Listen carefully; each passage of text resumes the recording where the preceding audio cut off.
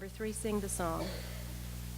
Once this room resonates again with the rhythm and the melody of the song, we need to sing it loud and proud everywhere we go.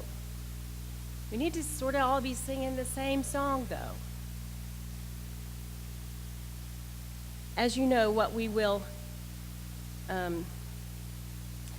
as we sing it loud and proud everywhere we go, do you know what will happen?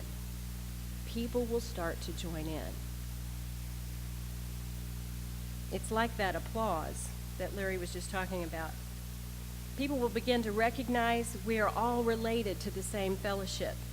We will give witness to being cooperative Baptist. Singing the song in unison will rebrand us. But it will take time for some of the dreams to become reality. For anyone who has tried diversity, it's hard. Frankly, we found it easier at Passport, where we have been going to traditionally African-American campuses for years. We have found it easier to hire Ethiopians, Liberians, and Kenyans than it is to get the African-American community to work with us in the summer so that we can reflect the diversity of the campers that we're standing in front of. Diversity is hard, but it is a song that matters to us, and so we're going to keep singing it until it changes, until other people start singing it with us, and it will catch on. Number 4, carry the children. Carry the children so they will learn the song and experience the feeling of the fellowship. Create your own nostalgia. Work yourself out of a job and give it to the next generation. Carry the children on your backs because one day they will need to know how to teach their own children the rhythm and the music of the song they choose to sing. And number 5, share the Shamwadi. Share Jesus. Jesus is the friend that says, "Come to me, all you who are weary and heavy laden, and I will give you rest. Come walk with me. Trust in me, and I will teach you the unforced rhythms of grace." I really want to be the Baptist who love Jesus. The man that is on the inks of the pages of the Bible that we read. Because I love him, I will gather to sing, and I will offer to help carry your burdens, and you will offer to carry mine. I need you, Susie. I need you, Renee. I need you, Ron Crawford. I want us to love Jesus because he loved all. I want us to love Jesus not just because he loved all those sinners, but because we are those sinners.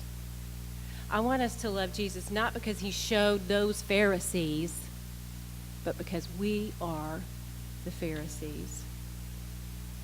We like to think of ourselves as really smart Baptistopalians. We like the words. We got the university churches in the divorce. But really smart people don't always feel comfortable talking about how much they love Jesus, because they might sound like somebody who really loves Jesus. We love to hear Molly and Bill debate on Christocentrism and Trinitarianism. It's really interesting to us. But an Emory professor once gently pointed out to me as I told him that we have really sound theology at our camp. He says, well, it's only sound theology if you happen to agree with it. Oh. We are sometimes a little too Volvo, NPR, and wine and cheese about our gospel. Our liturgy and language is sometimes so academically boring, uncreative, and complicated that we actually usher curious crowds of future Fellowship Baptists toward flag-waving peanut and beer theology that may taste great but is sure less filling. So they wander into another room and find a better party.